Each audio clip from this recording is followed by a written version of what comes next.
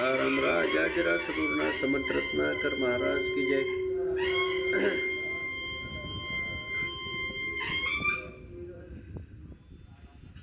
आज परम पावन आणि पवित्र महाशिवरात्र। शिवरात्र दर महिन्याला येते, दर महिन्याला शिवरात्र असते, पण ही महा आहे। महा म्हणजे मोठी, महा म्हणजे मोठी, मोठी शिवरात्र। जसं मोठी वारी एकादशी आहे, पण मोठ्या वारी आषाढी कार्तिकी त्याला कसं महत्व आहे, तसं हे शिवरात्र दर महिन्याला आहे, दर महिन्याला शिवरात्र आहे, पण ही महाशिवरात्र ही मोठी मोठी एकादशी म्हणायचं भगवान शंकराची। इकडं आपली कशी एकादशी तशी हा ही एकादशीच भगवान शंकराची एकादशी म्हणायची। म्हणजे मोठी शिवरात्र, मोठी शिवरात्र मोठ्या भक्तांनी करायची। भक्ती मोठा आहे, सेवा पण भक्तांची मोठी आहे, विश्वास मोठा आहे, श्रद्धा मोठी आहे, सगळं मोठ्या शिवरात्रीला मोठं सगळं हे सगळं आहे, पण फक्त त्याला वेळ नाही।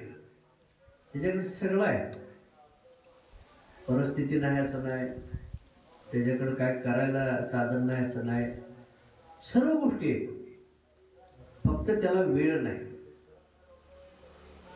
आता वेळ किती लागतो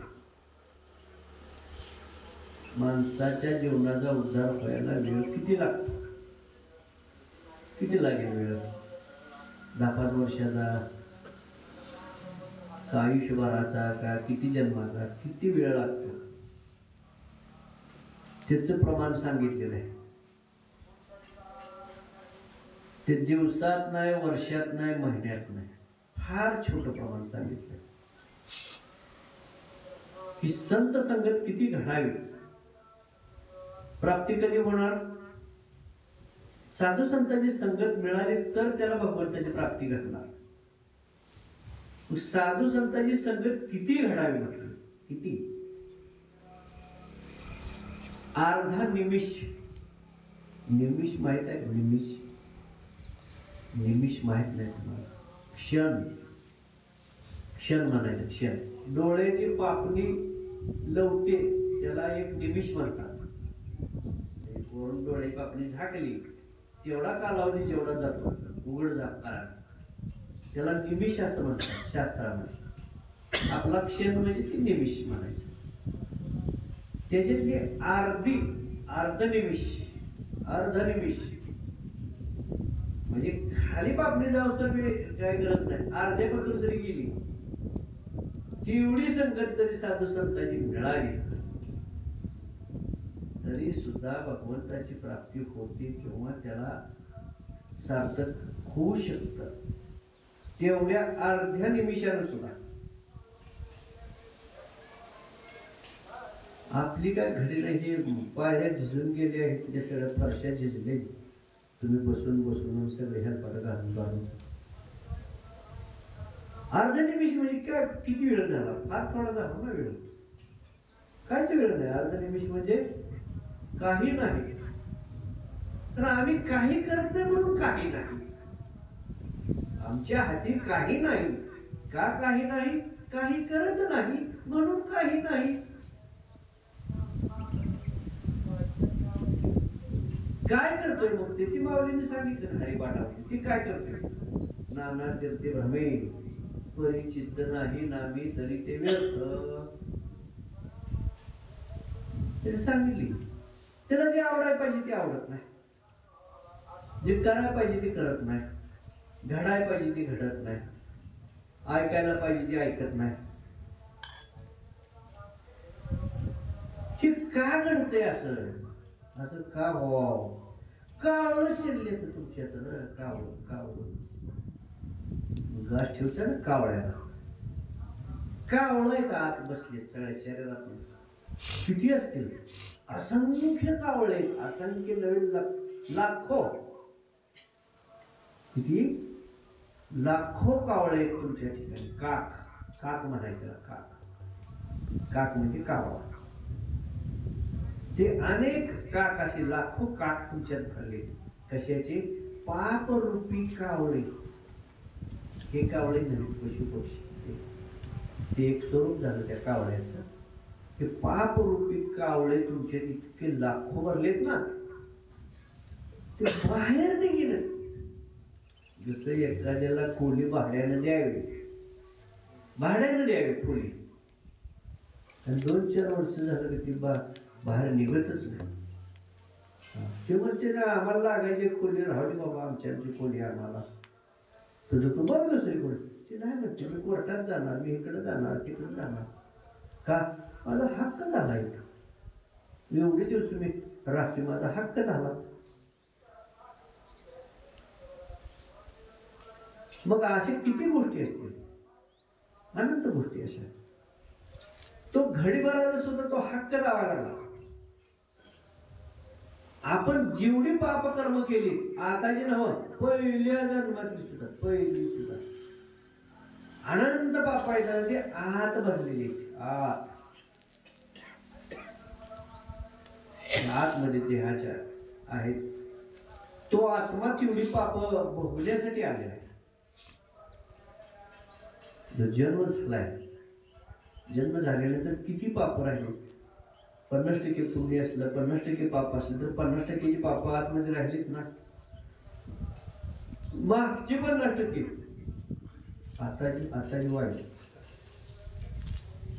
किती असतील त्याचं मोजमाप लागणार नाही. ही पाप तुमच्या ठिकाणची तुम्हाला बसू देत नाही. ते रे वळा करत सारखं, त्याला बसू वाटत नाही, ऐकू वाटत नाही, काही करू वाटत नाही, चित्त नाही, अस्थिरपणा. भगवद्गीतेमध्ये अर्जुनाला सांगितलं श्रीकृष्णाने, तू स्थिर हो म्हणजे बाळा. स्थितप्रज्ञ असं त्याचं वर्णन आहे. स्थितप्रज्ञ म्हणजे स्थिर हो. स्थिर सहजासहजी होत नाही माणूस. आता तुम्हाला काय अडचण आहे का इथं ही ऐकायला प्रवचन? काय गोंधळ नाही, गोंगट नाही, काय नाही, कोणाचं भांडण नाही, तंटा नाही, कोणाची शिवीगाळा कानावर पडत नाही, काय नाही. इथं निवांतपणाने तुम्ही आता ऐकताय. ज्यावेळी कुरुक्षेत्रावर लढाई सुरू झाली आणि सुरुवातीलाच अर्जुन त्या रथातून खाली उतरला, मला लढाईला नको म्हणून, आणि मग त्याचं अस्थिरपणा जो झाला, विचलित झालं त्याचं मन. काय बघून? मायाजाळ बघून. थोडं काय बघितलं त्याने? आपले नात्यातली माणसं, भावकी, घरातली माणसं, काय गुरुजन, काय ओळखीची, काय पाहुण्यातली, ह्याला मी कसं मारू? माया आडवी आली ना. आणि त्यामुळे तो धनुष्य ठेवून बसला, रथातनं खाली उतरला आणि धनुष्य खाली ठेवलं. मला लढायचं नाही. आता तुम्ही म्हणता ना, मला गौरव म्हणायचे नाही, ती टाळ नीट वाजून देते. काय ती कारण काय द्यायची? कारण कोणतंही असेल. हे जवळच किती संबंध आहेत अर्जुनाचा आणि भगवंताचा. किती वर्ष सहवासात आहे. ठेवलं खाली धनुष्य, मग भगवंत खाली उतरले रथातनं आणि म्हणजे असं करणार नाही, लढायचंय तुला, त्याला मला लढायचं नाही. मग तो अस्थिर झालेला पाहून त्याला उपदेश केला भगवंताने. ती भगवद्गीता, उपदेश, भगवद्गीता तयार झाली. भगवंताच्या मुखातून जो उपदेश झाला त्याची भगवद्गीता झाली. मग त्याला उपदेश केला. मग बारका गावने कावळा त्याच्यात आत असल्याशिवाय तसं घडलं असेल का? आत काक रूपी पाप तिथं थोडं तरी असल्याशिवाय तो अस्थिर झाला का? असणार आहे, म्हणजे त्यामुळे तो अस्थिर झाला. ते सगळं निरसन केलं भगवंताने, मग तयार झाला. मग निमिष, अर्ध निमिष म्हणते साधू संतांची संगत, अर्धे निमिष घडावा, अर्धा क्षण, अर्ध्या क्षणाच्या संगतीनं तुम्हाला घडणार. पण या अर्ध्या पतूर सुद्धा तुमचं पोचत नाही, तर काय करायचं, अर्ध्यापर्यंत सुद्धा जात नाही, अर्ध्या क्षणापतूर का असं बघूच तर तुम्ही कोणीतरी हाक मारलेली आहेच की, आणि असं बघूच तर त्यानं तिकडं कोणतं काय तर झालेलं आहेच की, आणि त्याचं मन तेवढ्या क्षणात कुठं पोचलेलं असते. कशामुळे असते होते, मनाचा वेग किती आहे, काय विमान किती लांब पडू दे, किती मनाचा वेग मोठा आहे. वायुवेगापेक्षाही मनाचा वेग कितीतरी मोठा. मग एका क्षणात किती ठिकाणी मन पळत असेल आपलं,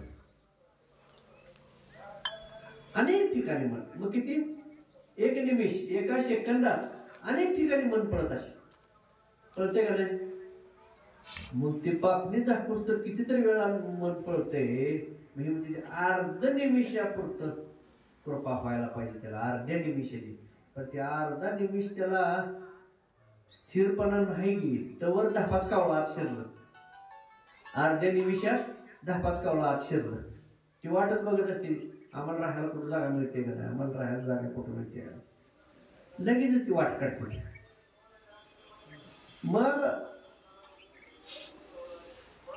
मग करून आपण काय करणार आहे. आता ऐकू देते का प्रवचन, ती मोबाईल ऐकू देते का, नाही ऐकू देते, पण तेवढ्या पुरतं बंद ठेवणार, काय बिघडायची गोष्ट आहे, काय राज्य चालवायचं आहे का देश चालवायचा आहे, घडतंय का. अर्ध्या बापणीचा विषय चाललाय आपला, पूर्ण बापणीचा नाही. पूर्ण बापणीचा विषय आहे का, अर्ध्या बापणीचा, अर्ध्या क्षणाचा, अर्ध्या बापणीचा. कसं करणार, कसं तुम्ही सांगा. साधू संतांची संगत कशी असते, बर आपण इतके पापी नाही, माझ्या समजुतीन तुम्ही लय पापी नाही, बरं दिसतात, म्हणजे मोठं असं बरं तर दिसतंय, काय तर आपलं गो असल्यासारखं, चांगले महाराज असल्यासारखं असं दिसतात.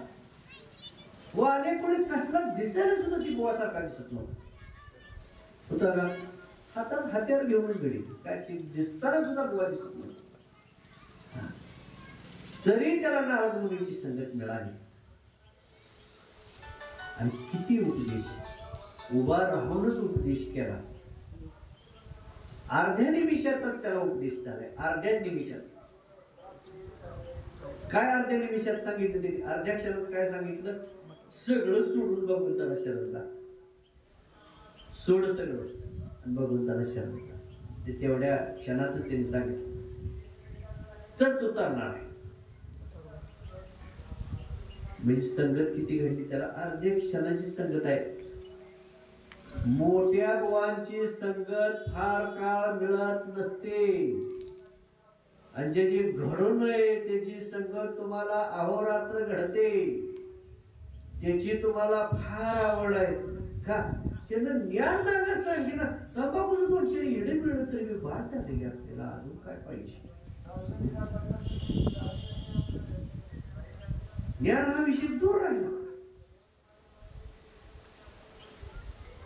मोठ्या साधू संतांकडं, महान ऋषींकडं ज्ञान घ्यायसाठी जातात. बघा कोण जातात, आपल्यासाठी नाही जात. आपल्याला गरज नाही त्या परमार्थाची, भक्तीची, देवाची, आणि गुरुजी तर मुळीच गरज नाही, मुळीच. चलावं लागतं, चल आमच्या मास्तरकीत नाही म्हणतो बरं का. जे मास्तर आहेत त्यांना माहिती च किती काम करतो. च म्हणजे परफेक्ट आहे सगळ्या गोष्टी. हे च तुमच्याकडे नसतो, च जे अलीकडचं तुमच्याकडे असतं. आणि मग हे का घडत नाही, का घडत नाही, अर्धा क्षण सुद्धा आपल्याला वाटेल येत नाही. आणि त्याच क्षणाचं वर्णन माऊलीने सुद्धा केलंय. माऊलीने हरिपाठाने देवाची द्वारे उभा क्षण भरी तेने मुक्तीचारी सांगितले. मोठ्या साधू संतांकडे महान ऋषींकडे जावं लागतं आपल्याला.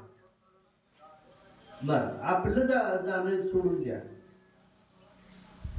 भगवंताने जन्म घेतले, राम अवतार झाला, कृष्ण अवतार झाला, त्यांच्याकडे येऊन गुरुनी शिकवलं का ती गुरुकडे शिकायला गेली ती बघा. पहिली वहिवाट बघा ना, आपण म्हणतो वहिवाट बघायला पाहिजे काय.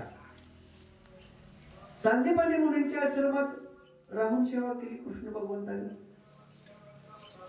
वशिष्ठ मुनीकडून रामप्रभूंनी ज्ञान घेतलं, विश्वामित्राकडून ज्ञान घेतलं. गरज शिष्याला आहे का गुरुला?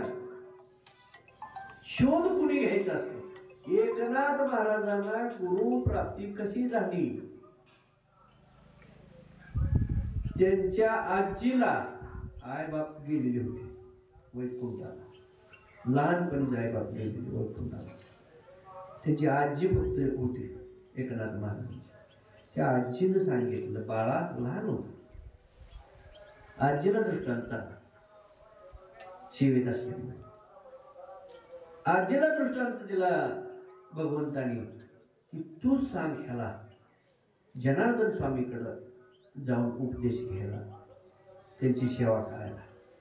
आजीला दृष्टांत दिला.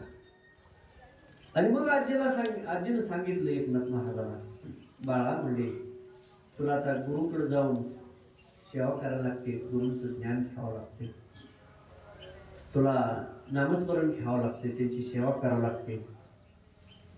कुठं जायचंय तर जनार्दन स्वामीकडे जायचं. आता जनार्दन स्वामी कुठे आहेत हे ह्याला काय माहिती? हे लहान आहे अजून, वय जास्त मोठं नाही. मग तिथं कसं पोचायचं, रस्ता कोणचा काय कसं कळायचं? मग ह्या नदीने नीट जा म्हटली. बघा रस्ता सुद्धा नाही माहिती, रस्ता माहिती तर कुठल्या रस्त्याने जायचं काय काय. मग या नदीने जर तू चालत गेला तर म्हणजे त्यांची भेट होईल. ते जवळच म्हणजे त्यांचं राहण्याचं ठिकाण आहे, तिथपर्यंत तुला कोण बी सांगतील पोचशील, पण तू नदीने जाणं मिळतं. आणि नदीने काठाने चालत गेला लहान वयात सुद्धा एकनाथ महाराज. आणि मग जनार्दन स्वामींकडे गेला. असं माहिती विचार ती नोकरीला राजाच्या दरबारी नोकरीला होती, तिला मोकळे होते, नोकरीला होते, पगार पाणी सगळ्या गोष्टी, नोकरी करून प्रपंच करून परमार्थ केलेलं आहे. आता अलीकडे मोकळं बोल निघालं. नोकऱ्या नाही द्या, कुठलं प्रपंच नाही, अडका नाही, काय नाही, मोकळंच. पूर्वीपासून कसा इतिहास आहे, भरभक्कम गुरूंच्या ठिकाणी भरभक्कम संपत्ती असते. मग ते दुसऱ्याकडे काय अपेक्षा बघत नाहीत. नाहीतर हे कंटाळ असलं का आलेल्याला कवा यायला वरबुड असं होईल की मग गावलं कडे का तावडीत सुटायचं नाही. कारण तुम्हाला त्याचा जास्त अनुभव नाही. आमच्या मास्तर लोकांनी ह्याचा खूप अनुभव आहे. एखादा विचित्र साहेब जर लागला तर ती शेर अडशे ज्वारी सुद्धा मागतो. हा गुरुजी तुमच्याकडे ज्वारी फार चांगली, गाडशेरीवर ज्वारी आणून घ्या. गुरुजी जरा गाडी घेऊन जावा, तेवढं तेल भरून आणा पेट्रोल पंपावर. आणि असं करा, येताना 1-2 किलो सफरचंद चांगली बघून आणा. मीटिंग आहे ना, थोड्या वेळात मीटिंग आहे, 2 किलो सफरचंद घेऊन या. काय करता बाबांनो, आनंद गोष्टी आनंद.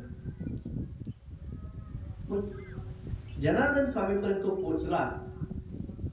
ते म्हणजे कुठून आला, काय आला बाळा? तर म्हणला मी तुमच्या सेवेसाठी आलोय, आजीने पाठवलंय. मग मी इथंच राहणार आहे म्हणलं तुमच्या संगत, तुमची सेवा करत येतच. मला तेवढा अनुग्रह द्या, नामस्मरण द्या आणि मला सगळं उपदेश करा. तर तुझं वय लहान आहे, एवढं लवकर तुला अनुग्रह देता येत नाही, सेवा करावी लागते. मग राहून करतो म्हणला सेवा. तिथंच भाकरी खाऊन तिथं त्यांचं कामकाज करायला लागला. किती वर्ष, अनेक वर्ष तिथं सेवा करत बसला तरी अनुग्रह मिळाला नाही. कारण पद्धत काय होती, जोपर्यंत त्या शिष्याची तयारी होत नाही, पात्रता होत नाही, पात्रता होत नाही तोपर्यंत त्याला अनुग्रह दिला जात नाही. ज्यावेळी पात्रता होईल त्याच वेळेला अनुग्रह दिला जातो. त्याची पात्रता झाल्यानंतर किती वर्ष गेली नंतर त्याला अनुग्रह दिला गेला. म्हणजे अगोदर सेवा पुन्हा अनुग्रह. आता काय महाराज तुमची बाजू ठेवा, आम्ही आलो ती काम आधी करणार आहे का नाही तेवढं सांग. हा करत असेल तर बाकी काय सांग. आधी काम आहे का आधी सेवा आहे? आधी काम. बघा कलियुग आहे ना, कलियुग आहे, उपार्जन होते सगळ्या सहज मार्ग नाही. आधी काम करायचं पुन्हा नाम ते परत आहे. असू दे बाबा. तर कलियुगात वाईट स्थिती आहे भक्ती मार्गाची. भक्ती मार्गाची खूप वाईट स्थिती आहे. घडणं कठीण आहे. भक्ती मार्ग घडणं कठीण आहे. भक्ती मार्ग सांगणं कठीण आहे. सगळ्याच गोष्टी कठीण आहेत. आणि प्रपंच करत करत परमार्थ करायचं ती तर गोष्टी खूपच अवघड आहे. तर प्रपंच चालवायचा आहे आणि प्रपंच करत करत परमार्थ करायचा. आणि मग जनार्दन स्वामींच्या सानिध्यात एकनाथ महाराजांनी पुन्हा अनुग्रह मिळाला. सगळ्या गोष्टी झाल्या. देवादिकांनी सुद्धा गुरूंच्या सानिध्यात जाऊन सेवा केली. सेवा केल्यामुळे काय फळ मिळेल? कावळा बसतेत ना, ते कावळं निघून जाते. एक एक एक एक कावळा निघून जाईल, पशार होईल. आणि मग कसा होईल? स्वच्छ होईल. सगळं स्वच्छ होईल, पवित्र होईल. जैशी गंगा वाहे तैशी ज्याचे मन, भगवंत जाण दयाजवळ, असं स्वच्छ होईल तो. काया वाचा म्हणे सर्वार्थानं तो स्वच्छ होईल. पण ते सेवा जशी घडेल तसं तो स्वच्छ होणार. आज शिवलीला ग्रंथाचं पारायण झालं. जेवढा आरतीपत्र होईल तेवढं करा बाबा म्हटलं. राहिले तरी वेळा होत्या, पुन्हा भजन घ्यायला लागते. सगळ्याच गोष्टी करायला लागतील. भजन करायला लागतील, पारायण करायला लागते. तरी ओढून ते आणून त्यांनी कशी तर काटावर पास झाली. ओढून चालून आणलं शेवटच्या अध्यायापर्यंत असतात. त्यामुळं बरं झालं. नाही तर राहिले तर राहू म्हणजे एक दोन ते काय करणार. तुम्हाला वेळ नाही लवकर येणार. जेवढं होईल तेवढं होईल. कमी होऊ द्या, जास्त होऊ द्या. आणि मग ह्या ग्रंथातून काय तर उद्देश आहे. मला केलेला उद्देश आहे.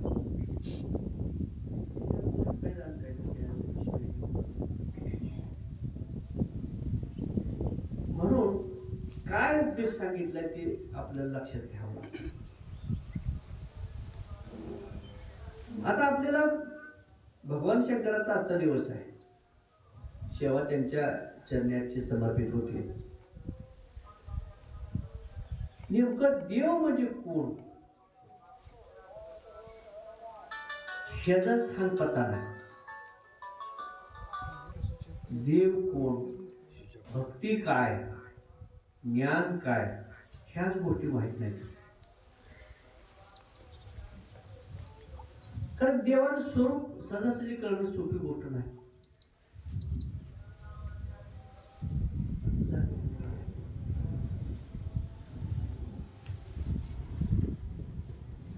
अनेक प्रकारानं आपण सगळ्या गोष्टी बघतोय. पारायणातून, अभंगातून, अनेक ह्यातनं बघतोय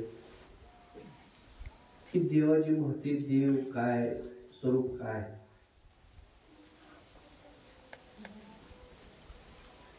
तुमचं आमचं प्रत्येकाला आयुष्य ठरलेलं आहे, मर्यादित आहे. कुणाचं 50 असेल, 100 असेल, 80 असेल, ठरलेले आयुष्य. आपलं जसं आयुष्य ठरलेलं आहे तसं देवादिकांचं सुद्धा आयुष्य ठरलेलं आहे. तुम्हाला काय वाटतं? त्यांना आयुष्य नाही, पृथ्वी मोकाम जगायचं आहे का त्यांना? नाही.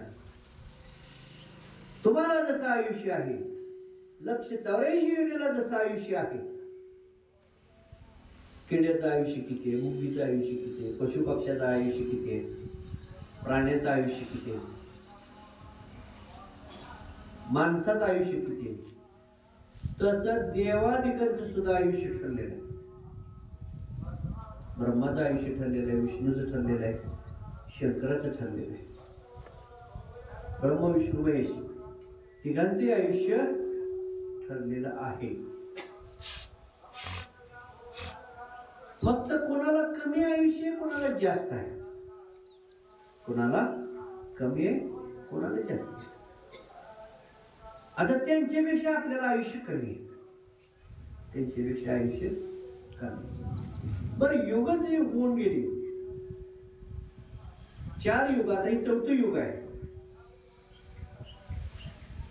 तर या युगाचं सुद्धा आयुष्य सारखं नाही, सारखं नाही आयुष्य त्याचं सुद्धा.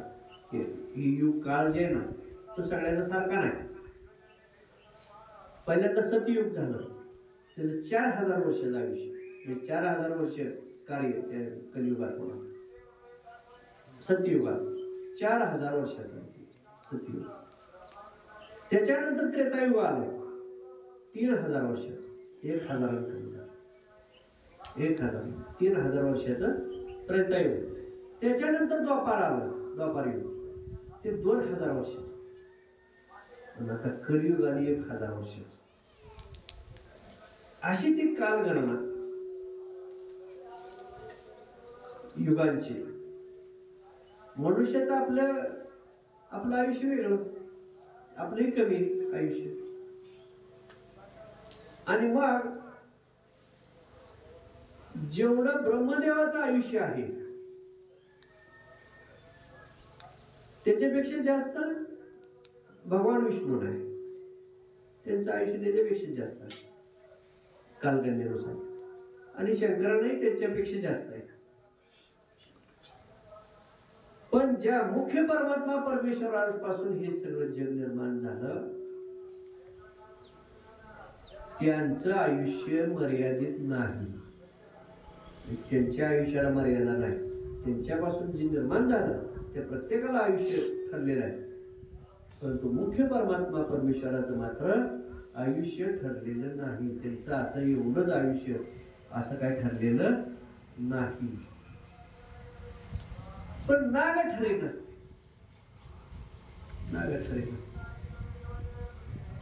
त्यांना कोणी बघितलं की नाही. आता किती मोठी गोष्ट अवघड आहे. तेव्हा कुठं रिकामं झाली, भजन म्हणा, प्रवचन करा, कीर्तन करा, एवढा मोठा उपास करा. आता किती पंचायती झाली, त्यांना कोणीच बघितलं नाही. आता पंचायती आम्ही इथं लय खाणार गणित बंबेच्या बंबे झाले, तर त्यांनी लय उपास करून काय अरण्यात जाऊन कुठं काय इतकं लय तपश्चर्या केली. त्या किती तर बघता ना तुम्ही साधू त्या कुंभमेळ्यातलं, कितीतरी सेवा केलेली असते. दिसणार कुठपर्यंत, दिसणार कुठपर्यंत? ब्रह्मा विष्णू महेशापर्यंत. ब्रह्मा विष्णू महेश तिथपर्यंत. माया तत्वाचा सुद्धा अंदाज नाही. भगवंतांनी पहिल्यांदा मायेला तयार केलं, पहिल्यांदा निर्मिती मायेची, माया निर्माण केली पहिल्यांदा, आणि नंतर ब्रह्म विष्णू महेश. तिथून पुढं नंतर सृष्टी माते नगर सगळ्या गोष्टी आल्या. ते ह्यांना सुद्धा दिसलेले नाहीत, ब्रह्म विष्णू महेशांना सुद्धा दिसलेले नाहीत आणि दिसतही नसतात, दिसतही नसतात. त्यांना दिसत नाही, मग आपलं पाड कुठं टिकायचा. खूप अवघड गोष्टी. पण 2 अक्षराचा एवढा हाय आधार, प आणि न बाणच. पण ह्यांना जेवढं होतं तेवढं आपल्याला व्हायला काय हरकत नाही. कोणाला ब्रह्म विष्णू महेशांना जेवढं जमतंय तेवढं आपल्याला जमायला काय हरकत नाही, जमू शकत तेवढं आयुष्य मर्यादा कमी आहे. आपल्या आयुष्याच्या मानाने ते कमी राहणार आहे, कमी राहणार, तो विषय नाही. पण त्या पद्धतीनं सेवा केली तर तिथपर्यंत तुम्ही पोहोचू शकता. देव पहावया गेलो, देवच होऊन गेलो, तिथपर्यंत जाऊ शकतो. लय झाले मग आम्हाला काय ह्याच्यापेक्षा बाकी काय पाहिजे. तसं गेल्यावर काय थोडा वेळ काय अशी झाडं, असली झाडं कुठली कल्पवृक्ष सगळे, कुठल्याही झाडाखाली बसू दे. मला काळी एकचा भजनी आणून जरा भजन ऐकायचं आणा म्हटलं, लगेच आणतो, लगेच चालूच. मला पंचपक्वानाचं भोजन पाहिजे, लगेच भोजन क्या मनोकामना पूर्ण करणारे वृक्ष. आता काय अडचण आहे, खडीत मातीत दगाड काय नाही. खडीत मातीत दगाड कुठं असतं, त्या दगडासारख्या मातीसारखीच माणसं असतात. दगडासारखी आणि मातीसारखी. काय माती बोल असते म्हणून मातीसारखी, काय दगडासारखी घट्ट असते म्हणून दगडासारखी. पाण्याचा पाझर त्यांच्या ठिकाणी नसतो. ओलावा म्हणतो ना आपण, थोडा तर ओलावा माणूस थोडा तर. किती निर्दयीपणानं खून वगैरे करत आपण आता टीव्हीला किती बातम्या ऐकतो, किती पाहतो, पेपरच्या किती बातम्या आपण बघतो. एखाद्या प्राण्याला सुद्धा असं मारणार नाही, असं माणसाला मारायला लागली. त्यांच्या ठिकाणी ओलावा आहे का नाही, काय राहिले इथं. म्हणजे मनुष्य जन्माला आलाय तो किती क्रूर झाला, किती क्रूर झाला. बरं, आता आम्ही तुम्हाला कशासाठी माळा घाला म्हणतो, एवढी धडपड करू. तुम्ही शुद्ध व्हावं, हे मांसाहार खाऊ नये. मांसाहार खाल्लं का भ्रष्ट होते, शरीर भ्रष्ट होते, अशुद्ध विचार होते, अशुद्ध शरीर होते. म्हणून शुद्ध होण्यासाठी माळा आहे. मांसाहार तुम्ही करू नये म्हणून भगवंताची सेवा शुद्ध घडावी, ह्याच्यासाठी जागा कशासाठी. मग आता काय खात असतील माळा घातली, ती काय खात असतील, मांस वृक्ष. कशाचं, कोणत्याही प्राण्याचं, कोणत्याही प्राण्याचं, पक्ष्याचं सुद्धा. पारवं धरायचं तिथं, पारवं त्याला हिटलं कमी पडायला लागलं की मेंढरण, बोकडण, कोंबड्यान, डुकरण ही कमी पडायला लागलं. तिकडं पारव्याकडे सुटते, काय पारवं धरायला पडते ती, कुठं काय पक्षी धरायला पडते ती सुद्धा खाय. हे आता एवढ्या पतूरच चाललंय कार्यक्रम, एवढ्यापर्यंत जाय. पुढं जो कार्यक्रम आहे तो भयानक आहे, भयानक. ते तुम्ही बघून येणार जन्माला, बघायला लागणार. जे आता काय डोळं झाकलं तरी दिसणार नाही पुढं. कशासारखं तर माणूस डोळं झाकून बसणार आहे. आता बस तुम्हाला आम्ही म्हणतो जगातलं काय बघू नका, का डोळं बंद करून बसणार आहे, कार्य करावंच लागणार आहे. आणि डोळ्याला बघू नये ते सुद्धा पाहावं लागणार. तशा गोष्टी हे पशु पक्ष्याचं मांस वेगळं, जनावरांचं मांस वेगळं. माणसं धरून माणसाच्याच मास्कड काढून खायला बघते.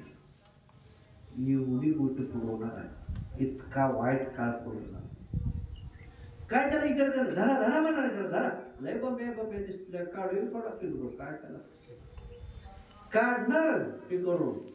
कोणा म्हणून पट्या करून सोडून द्या म्हणणार, जावा खाऊया म्हणणार, चला. त्यात बी असते की चांगले चांगले प्राणी हुडकत नाही का, तसं ती सुद्धा चांगलं चांगलं बोकू कोणा त्या पुढच्या पिढ्यामध्ये. त्याला आणखी खूप वेळ आहे, ठीक आहे, लगेच ती गती नाही. आगोरी साधू खाते महाराज, आगोरी साधू आहेत ते खाते. मग हे अजून आगोरी व्हायला टाइम आहे ना. ही महागोरी होणार कोणाला, हे जे तुम्ही आगोरीच बघता हे महागोरी होणार. ते काळाची गती महागोरी होणार. ते जे खातात ना त्यांचं खाणं वेगळं स्टेज नाही. ते कसं आहे माहिती का, कारण ह्याला पूजेला पण मांस लागते. त्यांची विधी करायला सुद्धा माणूस लागते. आपल्याला कसं आपण यज्ञाची सामग्री आपली वेगळी असते, तूप दही दूध आपली यज्ञाची सामग्री वेगळी असते, पूजा साहित्य आपलं अभिषेकाला वेगळं असतं. तर त्यांच्या पूजा साहित्याला ते लागतंय आगृष विद्येला माणूस. मग हिचा आपले दोन भाग पडले ना, एक देवाचा भाग आणि एक देवदेवाचा भाग. नाही का दोन झाले भाग, दोन भाग झाले. मग आता देवदेवाच्या भागवाले काय करते, ते काय पट्ट पडून असं पूजा करणार का त्या बोकडाशी बकऱ्याशी लिहा म्हणतात कापा. आता किती तर जावी कापते. ही आगोरीचा, ही प्रथा आगोरीच आहे ना. ते साधू आगोरी आणि हे भक्त आगोरी. आता भक्तापत्र आलं म्हणाले भक्त आगोरी, कारण ते त्या देवाचे भक्तच आहेत ना. जे देवासाठी कापणार आहेत ते देवाचे ते भक्त आहेत. मग ह्याला काय म्हणायचं, आघोरी भक्त म्हणूया का. ते आघोरी साधू आणि हे आघोरी भक्त. आता आघोरी भक्तापर्यंत आलं, पुन्हा आघोरी महाराजांपर्यंत जाईल, आघोरी साधू संतांपर्यंत जाईल. ते लोण वाढत जाणार ना. त्या देवाला देव आहे म्हणजे देवासाठी आम्ही. आता कशाने म्हणतात ते देवासाठी म्हणतात का नाही आणि कापतात. पुन्हा पुन्हा आकड सत्याला सुद्धा, आकड हरण सत्याला सुद्धा म्हणतील देवासाठी जाते, बाहेरल्या देवासाठी. हो ते म्हटलं बाय बाहेरल्या देवाला येते त्यासाठी असते. हे तर होता पहिलं होतं त्याला करत. आणि हे तर म्हणत घातलेलं तुम्ही आकड हरण सत्याला कीर्तन प्रवचन सांगायला. ते पुन्हा बाकीचे आगोरी भक्त म्हणणार ना, हे तर आमचं पहिल्यापासून चालते. पण तुम्ही शाळेला होतात ना आमच्या तराळीला, हा ते पेराला होतं कधी कवा कापायचं का, तुम्ही मास्तरकी केली तिथं कधी तुम्ही बघितलं. आणि आमच्या जन्मल्यापासून आम्ही कधी काय बघितलं ते पेराला. शाळेच्या समोरच पेरायचं, मारुतीच्या मागे किती जवळ नाही, कधी सुद्धा नव्हतं. खाणारी आगोरी खाणाऱ्यांनी भक्तांनी काढली योजना. सगळ्या गावाशाला म्हणजे जत्रा कापून खायला आम्हाला बोलतील की पै पाहून नाही, आणि त्यांचं फेडायला नको आहे. आपण लोकांना खायला म्हणजे मग त्यांना बोलवून पाहुणचार करायला नको खायला. मग ते खायसाठी त्यांनी एक बोकाड घेऊन कापला. आमच्यात नव्हती प्रथा, ते पेराला चालू केली. पहिलं ते मिरवाच्या यात्रेच्या निमित्तानं असायचं उत्सव, म्हणजे खीर शिजवायची कायदेवर, खीर खायला प्रसाद म्हणून करायचे काय. आता म्हणजे तसं नाही, म्हणजे आता मोठा उरूस करायचा, मोठा उत्सव करायला म्हणजे सगळे पै पाहुणे बोलवायला म्हणजे सगळे करणार. आणि आमचं पाहुणं तुम्हाला माहितीच आहे की जे पुढे सांगितलं नाही मास्काडं काढून खाते जाऊन, तसं गडी आता आहेत आमच्यात. त्याला घावत ना पूर्ण तर गावला तर खायला माझं पूर्ण बघणार नाही. खेळ पडलं गडी आता सुद्धा काय याची भावना काय त्याने सुरू प्रथा सुरू झालेली. आम्ही म्हणलो कशाने असलं गॉड नव्हतं काढलं काय म्हणजे पावडर गावं बोलवायला तुम्ही एक गोवा म्हणून बसला म्हणते पावडर बोलवा लागते तुम्ही. आणि म्हणलं मातीत बसलो, आमचा पण शिवय बाहेर असतं, आमचा तुमचा विषय नाही, आम्हाला काय घेणं देणं नाही. तुम्ही तुमचं गाव तुमचं पुढे काय करा ते करा. काय करणार आहे. ह्या प्रथा नसलेल्या प्रथा सुरू झाल्या बघा. नव्हती प्रथा ती सुरू झाली. आता ती काय बंद होणार का लवकर नाही. जर ती कापा काय सगळ्या पटांगणात शाळेच्या पटांगणात सगळे माणूस रक्त पडलेली असते, ती स्वच्छता व्हायला 8-8 दिवस लागते. आणि नेमका मग मी तिथं हेडमास्तर म्हणून आलेलो 2-3 महिन्यासाठी, आणि तवर ती प्रथा सुरू झाली. बरं त्यात आता मला आठवड्यावरती शाळेवर जातील, तिथे घाण स्वच्छ झाली काय जाईल शाळेवर, काय करणार कसं करणार. म्हणजे कठीण गोष्टीकडे हा काळ वाटचाल करत चाललेला आहे. भगवान शिवतत्व जे आहे ते शिवतत्व वेगळं आहे. ब्रह्मा विष्णू महेश त्यांच्यापासूनची निर्मिती आहे, त्यांच्यापासूनची निर्मिती. शिवतत्व आहे ते निर्गुण निराकार आहे. तिथपर्यंत सहजसहजी कोणाला पोचता येत नाही. ब्रह्माचे आणि विष्णूचे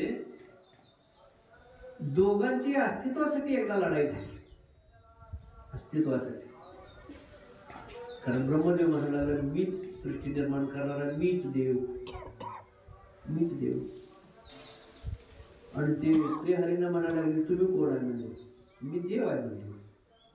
ती म्हणजे तू कसं कवा दिवस झाला का म्हणजे काय मी देव आहे म्हणजे माझ्याकडे सगळं पालनहार आहे सगळं माझ्याकडे सगळे हे आहे आणि तुला का लहान म्हणला आणि बी येतात मग त्यातनं निघून मला सांगायला लागला नाविका म्हणला तू विष्णूच्या ब्रह्मा निघालेत ना ब्रह्मांचा जन्म आणि जन्म झाले झाले ते म्हणायला मीच मोठा आहे मीच देव म्हणजे आता काय करायचं ते म्हणलं तू कसा देव होतो मी देव आहे माझ्यापासून तुझी उत्पत्ती झाली जन्म झाला आणि तू कसा मला काय माहित नाही म्हणलं तुम्ही कोण आहे मीच देव तर दोघांचं युद्ध सुरू झालं बघा तुम्हाला काय वाटलं बुवा लोक कशी भांडणं असतील वाटतं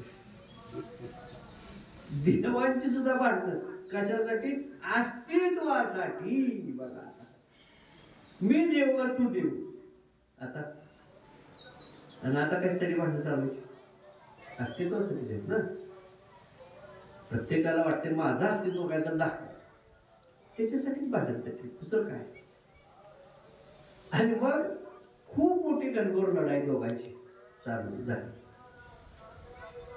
ज्या परमात्मा परमेश्वराने माया तत्वाची निर्मिती केली त्यानं हे दिसायला लागलं सगळं आता ब्रह्माचा जन्म झालेला आता ही पुन्हा सृष्टी निर्माण करायच्या आधीच ही दोघं भांडायला लागलं नाही आता हे कवा करायचं म्हटले काय आता काय करायचं मग दोघांनी विचार केला म्हणजे भांडून काय आपलं भांडण मिटत नाही मग तू म्हणणार मी श्रेष्ठ मी म्हणणार मी श्रेष्ठ कोणी तर सांगितलं पाहिजे की दोघांना कोण श्रेष्ठ आहे का आपणच म्हणायचं मी मोठा आहे तू मोठा आहे मग कोणी तर सांगावं लागेल मग आपल्याला मग कोण सांगेल कोण तिसरा माणूस सुद्धा मग म्हणजे आपण प्रार्थना करूया आणि त्यांच्या बुद्धीत थोडासा जागृती केली भगवंतानं मुख्य परमात्मा परमेश्वर मग ते म्हणजे आपण आराधना करूया प्रार्थना करूया की आम्हाला काहीतरी उपदेश करा काहीतरी संदेश द्या मग एक सुवर्ण रूपी असा खांब सोन्यासारखा खांब असा खूप तेजस्वी सोनं काय पीक आहे तो उगम पावला आणि त्या खांबातून ह्यांना आवाज यायला लागला ते सांगायला लागले तुम्ही भांडू नका मग तुम्हाला अजून ज्ञान नाही बांधतो कुठपर्यंत माणूस ज्ञान नसेपर्यंत एकदा का ज्ञान झालं का भांडण संपलं तुम्ही आम्ही कुठपर्यंत वाद करत बसतो अज्ञानात आहे तोपर्यंत एकदा ज्ञान झालं का मागे राहिले सगळ्या गोष्टी दया क्षमा शांती तिथे निर्माण होते मग नाम जप करत बसा म्हणजे मग कशाचा नाम जप करायला म्हणजे ओंकार पहिल्यांदा प्रगट झाला आवाज बाकी काहीच बोलले नाही ओ एवढाच आवाज काढा मग म्हणजे हे तुम्ही जप करत असाल ओंकाराचा जप पहिल्यांदा ब्रह्मदेवाला आणि शंकराला त्याला ब्रह्मदेवाला आणि विष्णूला हे दोघांना त्याने ऐकला म्हणजे हा जप करत बसूया मग ते दोघे जप करू लागले मग त्यांची जागृती वाढत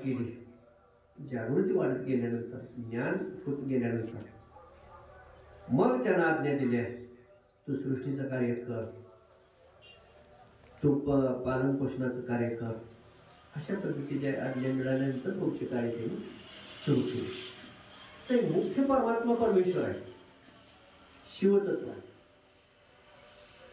आता पुन्हा इथं खाली दोन फाट्या खाल्ला म्हटलं वरला म्हटलं तू कुठं गेलता का आम्ही कुठं गेलो आहेच एका वेळेला तिचा फरक हर आणि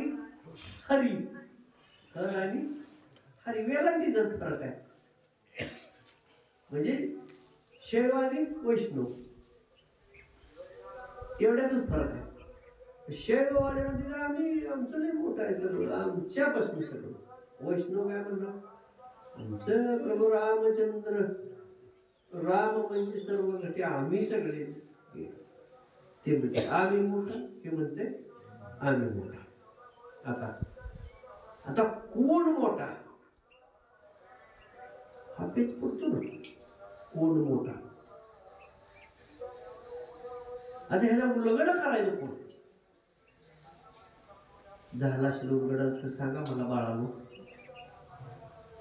आतापर्यंत एवढी वेदशास्त्र, 6 शास्त्र, 18 पुराण तुम्ही ऐकली असतील, काही भाग ऐकले असतील, अनेक कीर्तन तुम्ही ऐकले असतील, अनेक पोथी पारायण ऐकले असतील. ह्याचा उलगडा मला सांगा. हे शिवतत्व आणि हे वैष्णव तत्व, शिव आणि विष्णू. म्हणजे भगवान शंकर आणि श्रीहरी धरा, शिव आणि विष्णू. हे जे नेमका बारका मोठा कोण? यातला नेमका बारका आणि मोठा कोण?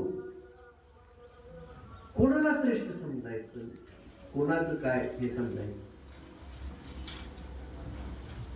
कोण तरी राहणार की गुरु असा शिष्य, कोणतरी गुरु कोणतरी शिष्य. बरं, गुरुशिवाय ज्ञान नाही.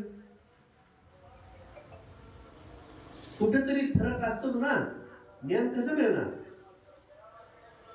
म्हणजे कसं निवाडा करणार कोण श्रेष्ठ आहे?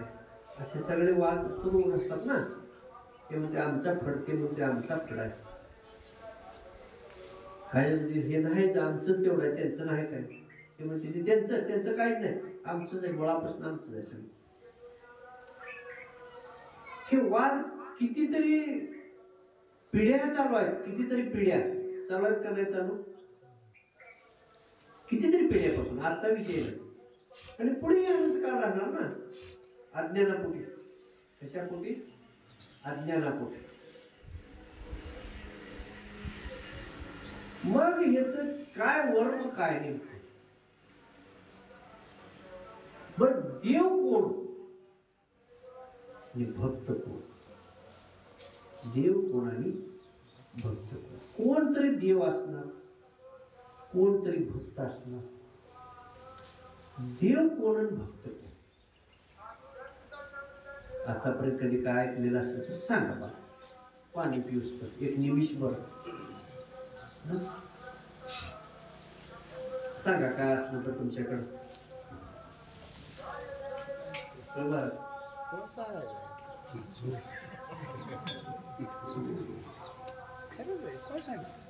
तुम्ही सांगणार नाही ह्याची मला कल्पना आहे, ह्याची मला कल्पना आहे. तुम्ही ऐकलं असेल तरी सांगा, सांगायचा विषय नाही. ऐकलं असेल तर सांगा. तुमचा ऐकण्याचा विषय सोडा. 6 शास्त्र 18 पुराणांनी सांगतो.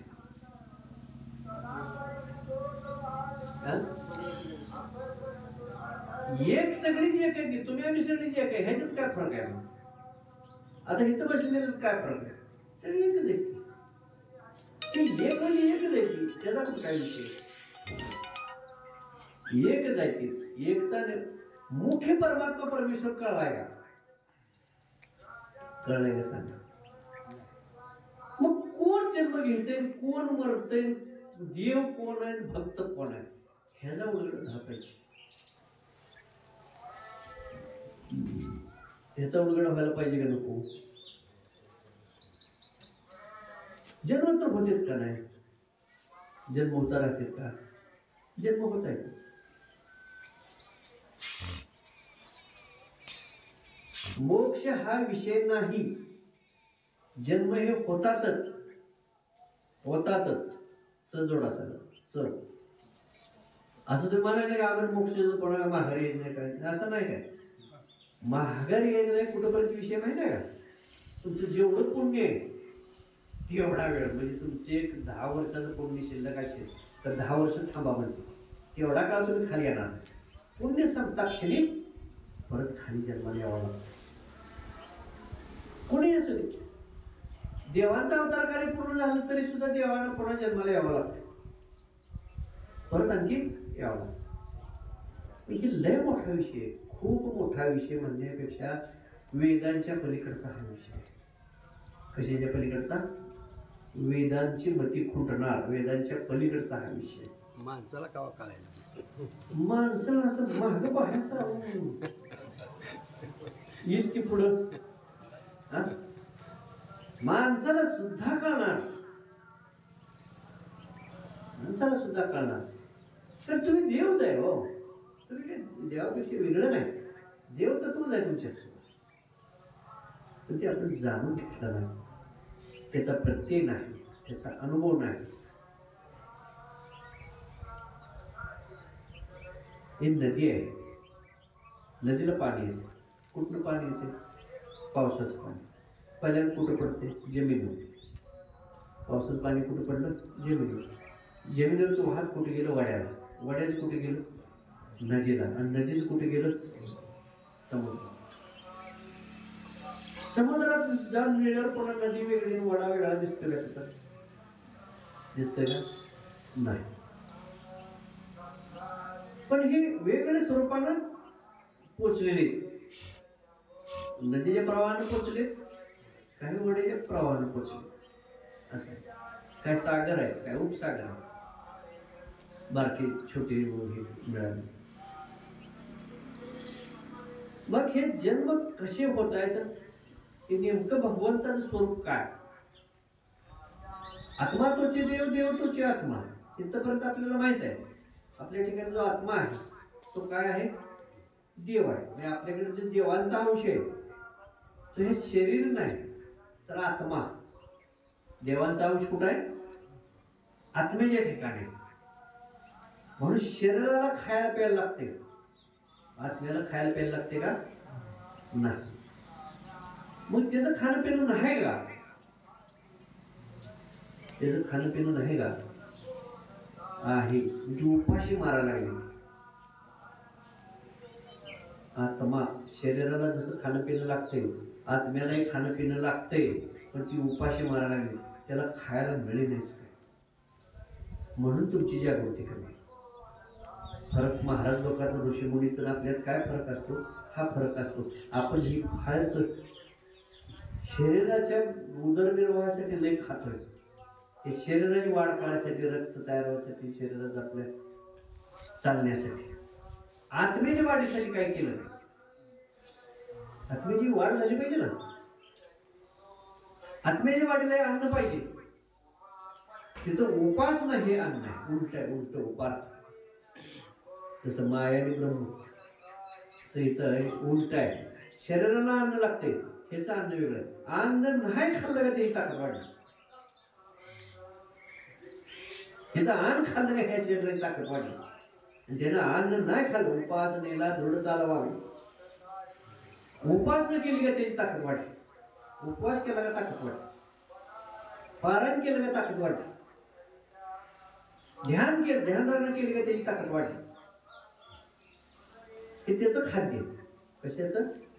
आत्म्याचं. मौन धरलं, मौन, आत्म्याची ताकद वाढली. भजन कीर्तन ऐकलं, आत्म्याची ताकद वाढली. आता तुम्हाला हे शरीराला काय फायदा आहे का? आता एवढ्या वेळ तुम्ही सत्संगात आहात. कशात आहात? सत्संग आहे, चालू आता आपला. ह्याला शरीराचं काय हे आहे का? आत्म्याच्या उद्धारासाठी चालू. कशात चालू? आत्म्याची ताकद वाढणार. एवढ्या ह्या सत्संगानं आत्म्याची ताकद वाढणार, शरीराची नाही. शरीराच काय पुढे प्रसाद घेणार कळते किती लेवल लागूच तर ती काय गेज लावून ती कामकाज करते. ती जेव्हा गेज लागली का पुन्हा बास करते. किती पाहिजे आपल्याला आहात घेते. तसं आत्म्याचं नाही. ती ताकद आत्म्याची वाढली पाहिजे. ती आपण वाढवत नाही. पण ती वाढवली, साधू संतांनी वाढवली, ऋषीने वाढवली, सद्गुरूंनी वाढवली, गुरुनी वाढवली. त्यानं ती जागृती ज्यात झाली, ज्ञान मिळालं. काय झालं? आत्मज्ञान मिळालं. ज्ञान मिळालं, आत्मज्ञान मिळालं. आणि मग आता ज्ञान वेगळं आहे, आत्मज्ञान वेगळं आहे. यात आपला विषय आत्मज्ञानाचा चालू आहे. याचा ज्ञानाचा विषय नाही, आत्मज्ञानाचा विषय चालू आहे. म्हणून ते मुख्य देवतत्व आपल्याला कळले नाही. पण तुम्हाला एक गोष्ट कळली की आपल्या ठिकाणी आत्मा आहे, म्हणून आपण जीवन लावतो. आपण कार्य करू शकतो आत्मेवर. आत्मा तुझी देव, देव तुझी आत्मा. म्हणजे देव आहे म्हणून तुम्ही कार्य करताय. देव नसल्यावर कार्य करणार आहे का? नाही. आणि तुम्ही काय म्हणताय? देव कुठं आहे? तुम्ही काय म्हणताय? देव कुठं आहे? तुझा आहे, तुझं पाशी पर्यंत तू जागाच. तू काय कशात करते? देव नसल्यावर तू काय करणार का? बरोबर ते मड पडलेलं आहे प्रेत. त्या प्रेताला म्हणा चला उपास धरा, चला इकडं वारीला जायचंय, प्रसाद घेईल का तो? तर सगळ्या क्रिया कुठल्या? आत्मा आहे म्हणून चालेल क्रिया. आत्मा हा देव आहे. देव आहे म्हणूनच आपण करतो. करता करविता तो देव आहे. देव आहे म्हणून सगळं चालतं. मग आता सगळं देवामुळे चाललं. देव सगळं करतो. पण त्या देवाची शक्ती क्षीण झाली. आता तुम्ही देव आहे. अहम ब्रह्मास्मी. अहम ब्रह्मास्मी म्हणजे मी ब्रह्म आहे, मी देव आहे, आहेच. अहम ब्रह्मास्मी, मी देव आहेच. पण देव आहे त्याची ताकद नसल्यामुळं मरकुंड झालं. मरकुंड्याला कामाला काय गती येईल का? नाहीच. मरकुंड असं झाले. त्याला म्हणते जर कामाचं की आली किंवा काम पायात पाय अडकायला लागले ते काय काम करायचं? ना ती मरकुंडा काय काम करू शकणार नाही. तसे आपल्या ठिकाणी देव आहे, पण ते कळलं नाही. देव आहे ना, ताकद नाही. ताकद का नाही? की बाकीच त्याला जास्त म्हटले. रो नये तो केला व्यापार, पुत्री भार तुका म्हणे. खाऊ नये ते खाल्ला, पिऊ नये ते पिला, वडू नये ते वडला, धूर काढत बसला. षडविका अनंत गोष्टी सगळ्यामुळे त्या आत्मेची ताकद काय झाली? क्षीण झाली. वाईट गोष्टीमुळं ताकद क्षीण झाली. देव आहे चालत नाही. आता काय करायचं? आता तुम्हाला म्हणते की आम ब्रह्मास्मी म्हणू शकत नाही. आपण मनुष्यत्व झालं, देवत्व दूर केलं. आणि मग आपल्यासारखीच अवस्था ह्या तिन्ही देवांची सुद्धा आहे. कुणाची? ब्रह्माजी, विष्णूजी आणि शंकर. सगळे देव लोक जे आहेत त्यांची सुद्धा अवस्था कशी आहे?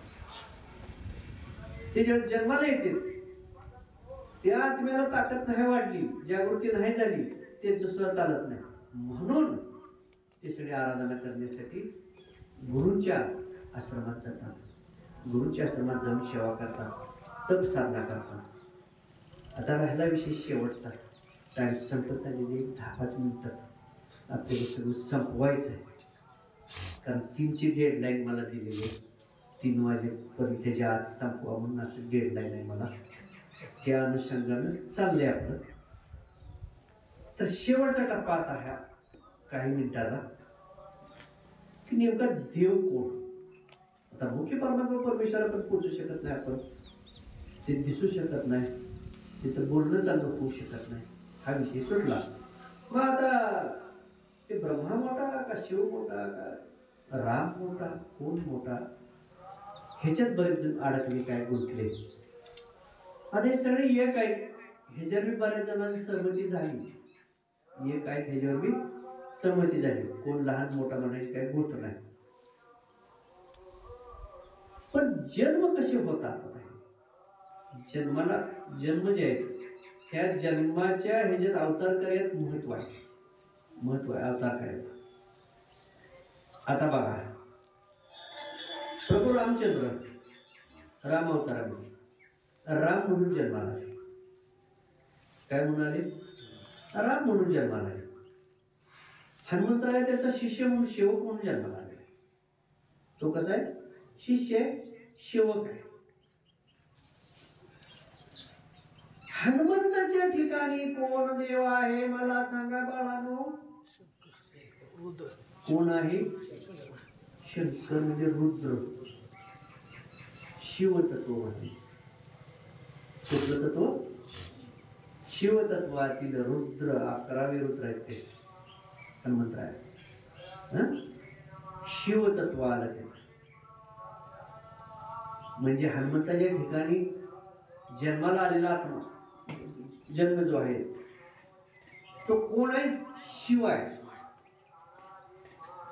तो कोण आहे? शिव आहे. राम जन्माला आलेले आहे, रामाच्या ठिकाणी आत्मा आहे.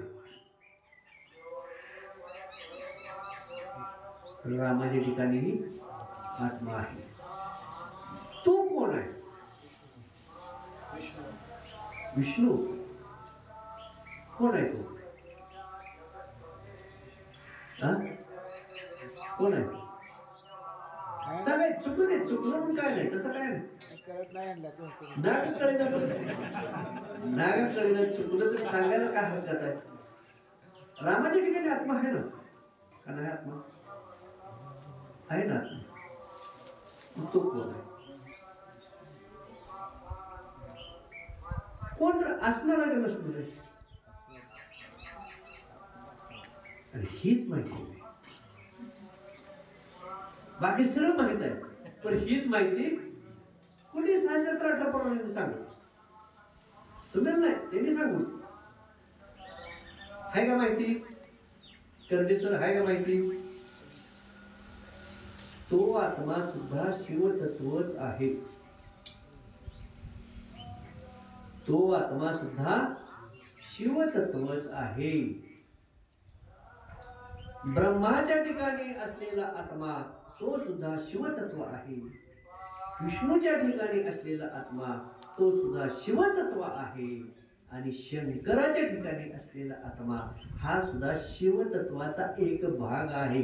पूर्ण शिवतत्व नव्हे. पूर्ण शिवतत्व नव्हे.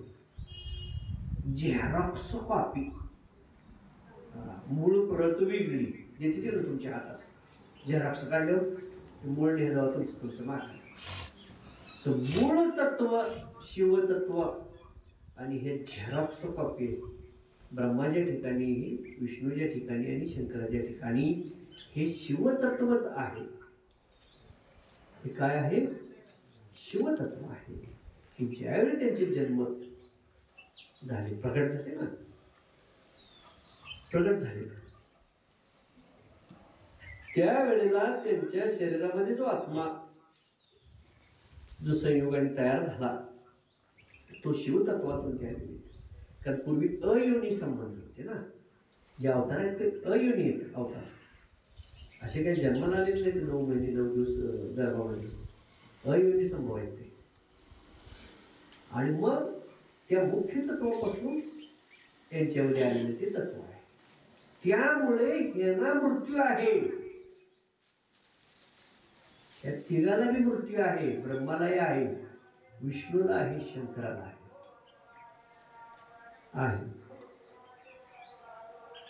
ब्रह्मदेवाच्या आयुष्याच्या 100 पटीनं आयुष्य श्रीहरीला आहे. आणि श्रीहरीच्या आयुष्यापेक्षा 100 पटीनं शंकरांना आयुष्य आहे. पण शिवतत्वाला किती आयुष्य आहे याची मर्यादा नाही. मर्यादा नाही. त्यांचा प्रलय होऊ शकतो, पण शिवतत्वाचा प्रलय नाही. तिथून ही निर्मिती, सगळी निर्मिती शिवतत्वापासून आहे. ते मुख्य शिवतत्व शंकर म्हणजे पूर्ण शिवतत्व तुम्ही समजू नका. पूर्ण शिवतत्व समजू नका. मुख्य शिवतत्व ते अजन्म आहे. ते जन्माला येतच नाही. निर्गुण निराकार आहे. ते जन्माला कधी येत नाही. आणि त्याला आयुष्यात जन्माला येतं, त्याला आयुष्य असतं ना. आणि त्याला आकार उकार असतो, त्याला आयुष्य असतं जन्माला येणार असतं. तर जन्माला येत नाही ना, आकार उकाराचा विषय. मग त्यांचं कार्य कधी घडतं, त्यांचं मुख्य शिवतत्वाचं. हा जो प्रलय होतो ना, हा प्रलय झाल्यानंतर पुन्हा त्यांचं कार्य ते परत निर्माण कल्प. एक कल्प संपलं तर पुन्हा दुसऱ्या कल्पाची सुरुवात. प्रलय झाला, पुन्हा निर्मिती करायची, पुन्हा ब्रह्मतत्व तयार करायचं, पुन्हा विष्णू तत्व तयार करायचं, पुन्हा शिवतत्व तयार करायचं. ते पुन्हा तत्व तयार, पुन्हा सृष्टी निर्माण करायची चालू आहे. त्या तत्वाला अंत नाही. शिवतत्वाला अंतच नाही. म्हणून इथं तुम्ही बघता. आता इथं भेद आहे का? आता जनरली तसं बघितलं तर ब्रह्मदेव लहान, त्याच्यापेक्षा मोठा श्रीहरी, आणि त्याच्यापेक्षा मोठा भगवान शंकराचं हे ज्येष्ठ म्हणा. आपल्या दृष्टीने एक ढोबळ मानानं आपण हे धरलं तर मग धाकट्यानं बारकी सेवा करायची का मोठ्यानं बारकी सेवा करायची? कोणी करायची? लहानाने मोठे करायचं सेवा. आणि मग हनुमंत दास झाला, राम गुरु आहे, तो शिष्य ऐकत नाही. मग तसं असतं तर मग हनुमंतच गुरु होऊन बसला असता. चला मी ज्येष्ठ आहे, तुम्ही माझे शिष्य व्हा, आहे का तसं? ते शिवतत्व आहे ना, शंकराचाच अंश आहे. हनुमंत शंकराचा अंश आहे ना. मग कोण गुरु पाहिजे होता, कोण शिष्य पाहिजे होता? ते गुरु पाहिजे होते ना, हनुमंतराय गुरु पाहिजे होता. मग आहे का तसं? नाही. का नाही? या दोघांमध्ये मी शिवतत्वच आहे. हो, तुमच्या लवकर लक्षात येईल नाही. दोघांमध्ये मी शिवतत्वच आहे. रामामध्ये मी शिवतत्व आहे आणि हनुमंतामध्ये मी शिवतत्व आहे. एक आहे. पृथ्वी मिळून एक, वायू मिळून एक, पाणी मिळून एक. आमचे महाराज सांगितलं प्रवचन आलं लक्षात. तसं मानव मिळून एक, देव मिळून एक. बरं, आता तुम्हाला लय कळणार, लय सोपं सांगतो, जरा सोपं लगेच कळावं, लय सोपं. तांब्याबरोबर घेतलंय पाणी, तांब्यात काय आहे? पाणी. घागर बरोबर घेतली, घागरीत काय आहे? विहिरीकडे गेलो, विहिरीत काय आहे? समुद्राकडे गेलो, समुद्रात काय आहे? तांब्यातलं वेगळं, समुद्रातलं वेगळं म्हणणार आहे. थोडा येईल तांब्यात, थोडा म्हणून त्याला वेगळं म्हणणार का? हे पाणी नव्हतं म्हणणार का? असं म्हणतायत का? एकच आहे. तसं हे शिवतत्व एकच आहे. एकची घडे सर्व घटामध्ये एकच भरले, सगळ्या घटामध्ये. हे घट आहे आपला, घट बसून ना तुम्ही, घट. ते घटावर तांब्या ठेवायचा, ते नारळ ठेवायचा, हे घट आहे आपला. हे काय आहे? घट आहे. त्या घटात आत ते शिवतत्वाचं हे मुख्य आहे. घटात कसं पाणी असतं ना, नळात पाणी आहे, तसं ह्या घटात बी पाणी असतं. पाणी मुख्य झालं, हे आत्मा हे मुख्य आलं तर त्या घटात, आपल्या शरीररूपी घटात. म्हणून तिथं भेद नसतो, हरिहरा भेद नाही. कशामुळे म्हटलंय? हे सगळे एक आहेत, सगळे एक आहेत. साधनेनं कमी जास्त कोणतं पुढं मागं होऊ शकतं. कशामुळं? साधनेमुळं कमी जास्त घडू शकतं. कुणी जास्त साधना केली असेल, कुणी कमी केली असेल, त्याच्यावरती त्याचं कार्य कोणाचं कमी जास्त ते काय ज्याचे त्याच्या बरोबर आहे. ज्याची त्याला पदवी इतराला नसावी. महाराज मिळून एक आहेत, सगळे संत मिळून एक आहेत. त्या प्रत्येकात शिवतत्व आहे. फरक कुठं पडला? कुणी वाढ केली आणि कुणी बुडवलं. व्यापारी सगळे व्यापारी नाही, बारक्या पानपट्टी पासून ते मोठ्या दुकानापर्यंत, मॉलच्या दुकानापर्यंत सगळे काय आहेत? व्यापारी. कोणाचा छोटा व्यापार असेल, कोणाचा मोठा असेल. कोण बारक्यातनं मोठा झाला त्यानं जास्त मिळवलं व्यापारात. पहिल्या टपरी होती, त्या टपरीतनं तो मोठ्या ह्याच्यापर्यंत गेला. त्याने व्यापार वाढवला, काय केला? वाढवला व्यापार. टपरीपासून ते मोठा शेडची झाला. तसं तुम्हाला मला सगळ्याला एकच शिवतत्व आहे. काय जण ती टपरीत नुसतं गुटखा पुढेच विकत बसले, आणि काय जण टपरीवाली मोठे व्यापारी झाले, मोठे व्यापारी. आधी अंबानी वगैरे काय पहिली का मोठी होती का? नव्हती. आणि रस्त्याची वगैरे छोटी छोटी कामं करत होती. आणखी काय तर छोटे छोटे असे व्यवसाय, काय तर हॉटेलचे व्यवसाय असायचे. म्हणजे छोट्यातून मोठी झाली कितीतरी माणसं. आपल्याकडे छोट्यातनं मोठे व्हायला कार्यक्रम करतो, आपल्याकडं मोठ्यातनं बारकं कसा व्हायचा असा कार्यक्रम आपल्याला. ते कशामुळं? संगतीमुळं. करू नका काही संत संगता, हे संगतीचं सगळं फळ आहे. म्हणून सगळे देव एक आहे, भगवंत एक आहे. बरं, आता ही इथं तुम्ही उदाहरण बघितलं, बारकं मोठं तुम्हाला की लक्षात आलं की काय नसते बारकं मोठं एक जण. असंच उदाहरण ज्ञानेश्वर माऊलींनी त्यांच्या भावंडाच्या बाबतीत बघा. ज्ञानेश्वर माऊली विष्णूचा अवतार आणि निवृत्तीनाथ शंकराचा अवतार आहे. आता तिथं थोरला कोण झाला? शंकर झाला. धाकटा कोण झाला? विष्णू झाला. आता जसे अवतार गरजेनुरूप धरावे लागतात त्यांना, तसे ते धरतात. मग काय वेळेला कोण मोठा होईल, कोण धाकटा होईल, कोण गुरु होईल, कोण शिष्य होईल. काय वेळेला गुरु होईल, काय वेळेला शिष्य होईल. अवतार धराया कारण धराया जन महादोष. ते जगाच्या कल्याणासाठी ते अवतार धरत असतात. मग जसा अवतार त्याला त्या कार्यासाठी हवाय तसे ते अवतार धरतात. त्यांचे ते ठरवतील. ते म्हणजे आता मागच्या ह्याच्यात तुम्ही मोठं होता, मग आता मी मोठा होणार, तुम्ही बारको. असे त्यांचे त्याचे चर्चे नाही.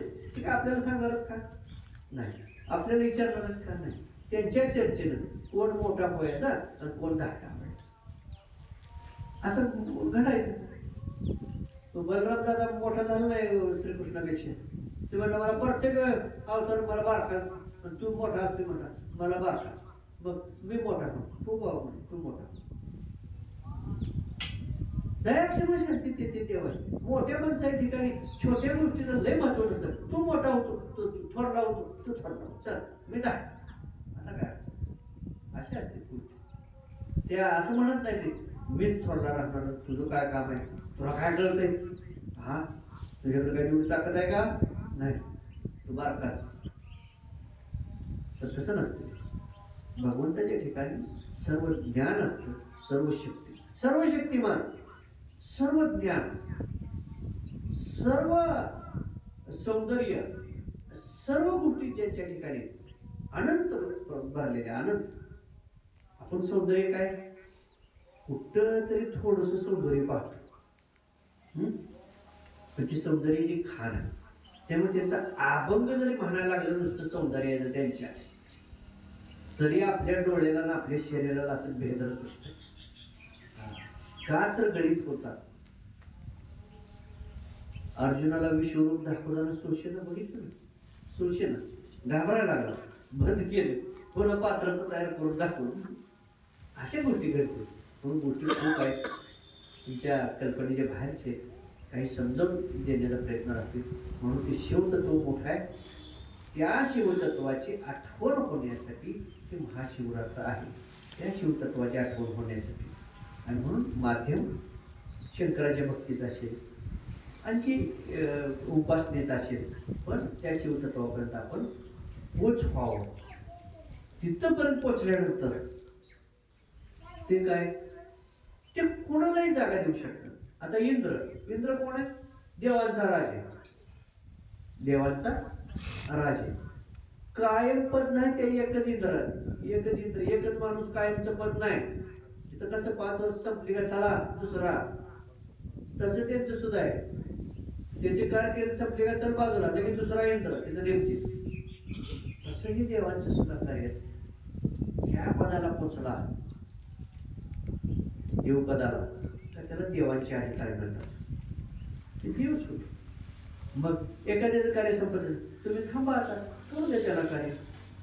त्यांची तयारी झाली, निवडून आल्यावर बसतोय कोण परत, तेव्हा माझ्या पंचवार शिक्षण झाली. तुझं काय माझी झाला, तू कसा झाला? माझी शिक्षणाचा अधिकार मी आहे म्हणणार, माझी आता 5 वर्ष काय. तसं असते. तुम्ही जर देवपदाची पुण्य मिळवली, किती? 100%. किती पुण्य असावं लागतं देव व्हायसाठी? 100% पुण्य असावं लागतं.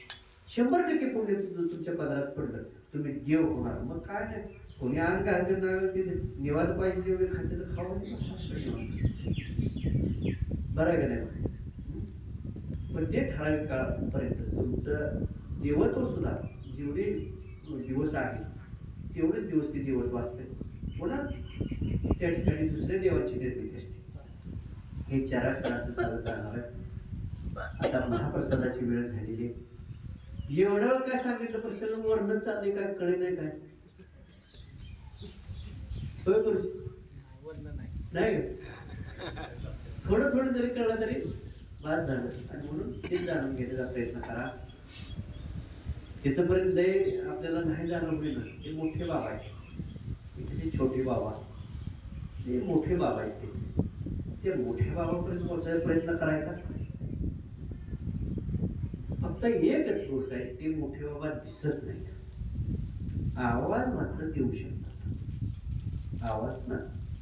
आवाज फक्त आपल्याला देऊ शकतात. मार्गदर्शन ते बोलून थोडं त्यांचं बोलणं होऊ शकतं कानावर ऐकायला. आकाशवाणी कशी ऐकतो ना आपण, तशा पद्धतीनं ऐकून काही गोष्टी ते बोलू शकतात. ते दिसू शकत नाही आपल्या डोळ्याला ते, कारण ते कोट सूर्याचा प्रकाश त्यांच्या त्या स्वरूपाच्या ठिकाणी, तेव्हा ते दिसणं बी शक्य नाही, आपल्या डोळ्याने पाहणंही शक्य नाही. ते लय मोठं व्याप्त सगळं हे आहे. कारण एवढं आकाश तत्व आहे ना, ते खूप छोटं आकाश तत्व. एवढ्यात सगळं किती भरले, मग ते असे अनंत ब्रह्मांड आहे ते त्याच्या ठिकाणी भरते, म्हणून त्याचा अंत लागत नाही. तुम्हाला जर बाबाजींची भेट हवी असेल, भरपूर सेवा करू शकता आणि त्यांचा बोलणं होऊ शकतं. आवाज मिळू शकतो कानावर तुमच्या, आणि ते तुम्हाला बोलू शकता. जे मुख्य शिवतत्वाचं जे आपण आता वर्णन केलं, ब्रह्म विष्णू महेशाच नाही, हे काय लगेच पडते भरधाव पडते, त्याला काय अडचण लगेच येते. पण ते मुख्य शिवतत्वाबरोबर जर बोलणं करायचं असेल तर सेवा चांगल्या पद्धतीची पाहिजे. आणि चांगली सेवा झाल्यानंतर निश्चितपणाने शिवतत्वाबरोबर बोलणं होऊ शकतं. म्हणजे आम्हाला काय नाही मोठं भाऊ व्हायचं नाही, आपलं बारकेतलं बारकं काय यातलंच पद एखादं मिळलं तर बास. म्हणून वाया जाणार नाही, सेवा केलेली वाया जाणार नाही. अनंत गोष्टी येत्या, हे सगळं आम्हाला लक्षात आल्यामुळे आम्ही तुम्हाला आत्मज्ञानाच्या गोष्टी येत्या ते तुम्हाला आम्ही सांगण्याचा प्रयत्न करतो. तुम्ही सुद्धा सेवा चांगल्या पद्धतीनं वाढवण्याचा प्रयत्न करा. जे जमत नाही ते शिकण्याचा प्रयत्न करा. टाळ वाजवायचं, टाळ शिकायला काय हरकत आहे, शिकायचं टाळ कसं शिकायचं. एक दिवशी हितीवर वाजवत बसून शिकणार आहे का? घरच्या घरी सुद्धा थोडं तिथल्या तिथं आपले एका दुसरा आपण घरच्या घरी म्हणत चला, थोडंसं शिक्षण घ्या. काय बिघडायचं, आपण मोठं झालं शिकायचं नाही का? मोठं झालं शिकायचं नाही, शिकायचं येत नाही टाळ वाजवायला, शिकायचं टाळ वाजवायला. म्हणायला येत नाही, गायन शिकायचं, ऐकून शिकू शकतात. काय शिकायचं तर काय अडचण आहे, लिहिता वाचता येते, एखादा आपण पाठ करायचा, म्हणायचा. तुम्ही चांगलं ऐकलं का नाही, चांगलं म्हणू शकता. चांगलं ऐकलं का चांगलं म्हणू शकता. चांगलं गोष्टी बघितल्या का चांगल्या करू शकता. टाळ सुद्धा तुम्ही बघितलं, चांगलं वाजवणाऱ्याकडे जर टाळ बघितलं तर तुम्ही चांगलं टाळ वाजवायचं.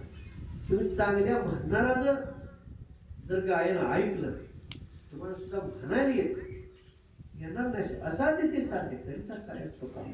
सगळ्या गोष्टी तुम्हाला प्राप्त होतील. पण ती कावळच बाहेर निघाली बा, ते काय नाही बाबा सगळं ते कावळ तेवढं बाहेर काढायचा प्रयत्न करा. पाप रूपी कावळे तेवढे निघून गेले का तुम्हाला भजन येणार, कीर्तन येणार, प्रवचन येणार, तुम्ही महाराज होणार. आणि एकदा का महाराज झाला, नुसतं पटवडत बसा, माणसं सुखी करा, आणि सुखी झाली का ती त्यांच्या घरी बसते, ती तुम्ही एकटं मठावर बसा. आमची तीच अवस्था आहे. म्हणून असो, जसे असे भगवंताची आज्ञा तसं आपण कार्य करत राहावे. पण पुढच्या काळात सुद्धा शिकावं लागणार गोष्टी. कारण आता तुम्ही मला कसं झाले, नादाला लावले. आता कीर्तन करायला लागले, नादाला लावले कसं केलं. कीर्तन म्हणलं 10-5 तर टाळकरी लागतेच, किमान 10 टाळकरी. त्याला काल तिथं मुंडेवाडला कीर्तन होतं, अर्धा तरी गोळा केलं, तकडलं 2-4 हेकडलं, या बाबा म्हणलं गाडीवर ह्याच्यावर त्याच्यावर आणि कसं कशाला आपलं टाळ वाजवायला तर पाहिजेत ना. 10-15 टाळकरी स्टेजवर तर कीर्तन करायला कसं आहे आपलं कीर्तन. मग एक नुसतं प्रवचनाला काय कोण असू नसो आपलं करता येते, पण त्याचं चांगलं कीर्तन व्हायचं म्हटलं तर मग ते टाळकरी बी व्यवस्थित लागते, संगीत साथ पण व्यवस्थित लागते, सगळ्या गोष्टी जुळतात. मग असं काय जसे भगवंताच्या आज्ञेत मला पण अजून शिकावं लागणार गोष्टी. मला एक खूप अभंग पाठ झाली, 7-8 अभंग पाठ झाले आतापर्यंत माझे. तरी सारखा एक एक प्रत्येकाला एक इच्छा व्यक्त करतो की तिथं कीर्तन सांगताना नवीन अभंगावर सांगावं, त्या नादात ते अभंग तर पाठ केली म्हणून प्रत्येक ठिकाणी नवीन अभंग घेतो. कारण सुद्धा नवीन अभंग पहिला अभंगावर जे कीर्तन केले ते पुन्हा अभंग घ्यायचा नाही, तर त्या नादाने ते अभंग तर पाठ होतील. आणि मग पाठ करत जायचे, असे अनेक अभंग पाठ करत जायचे. काय लक्षात राहतील काय लक्षात राहणार नाही, पण प्रयत्न करायचं. अजून शास्त्र पुराण बघायचं आहे, खूप अभ्यास करायचा आहे. आता इथनं पुढचा माझा वेळ हे भक्तांसाठी जास्त नसणार आहे, ज्ञान घ्यायसाठी माझा वेळ जास्त असणार आहे. त्यामुळे भक्तांसाठी वेळ फार कमी उपलब्ध राहणार. मग हे तर गाठ पडेल नाही पडेल काही सांगता येत नाही. कारण वेद अध्ययन वेद पुराण पारायण कुठं होतील, कुठं ध्यानधारणा होईल, कुठं ज्ञान जास्तीत जास्त मिळेल. मग ती काशीला थांबतोय का पंढरपुरी थांबतोय का तनाळीला थांबतोय, त्याचं गणित काय अजून हातात आलेलं नाही. पण उद्देश हाच आहे, उद्देश हाच आहे. हा एक गोष्ट सांगायची राहिली, राहतेच काय तर सांगायचं या ग्रंथातली शिवलीलामृत ग्रंथातली, की तुम्हाला वाटेल आम्ही सेवा करतोय आमच्या हातून पाप काय घडणार आहे किंवा पातक काय घडणार आहे. अनेक पातक असे असतात की कोणी करता पाप नाही, अशी पातक आपल्या हातून घडतात. ही बारक्या लोकांच्या हातून नाही, मोठ्या लोकांच्या हातून सुद्धा घडतात, मोठ्या लोकांच्या हातून. आता एकच उदाहरण लक्षात घ्या, की खूप मोठं साधू संतांचं घर आहे. कोणाचं घर आहे? साधू संतांचं घर आहे. आता ते किती परम पावन आणि पवित्र असणार. हा, तिथं ज्ञान काय कमी असणार का? जिथं स्वतः साधू संतांचा सहवास लाभलेला आहे किंवा त्या घरी पूर्वज होऊन गेले साधू संत, अशा पुण्यपावन साधू संतांच्या घरात जन्माला आलेला जी व्यक्ती आहे, त्या व्यक्तीने जर भक्ती नाही केली तर त्याला पातक त्याच्या डोक्यावर बसतो.